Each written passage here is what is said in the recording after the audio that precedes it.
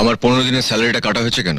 এখানে নিয়ম আছে যে একদিন বিনা নোটিসে কামাই করলে 5 দিনের টাকা কাটে, আর তুমি সেখানে কামাই করেছো 3 দিন, 17th, 18th and 19th। তাই তোমার স্যালারি থেকে 15 দিনের টাকা কাটা হয়েছে। Very simple. আপনি হয়তো ভুলে গেছেন 17 তারিখে আমাদের বিয়ে ছিল, 18 তারিখে কাল রাত্রি, 19 তারিখে বৌভাত। এটা তোমার ব্যক্তিগত ব্যাপার।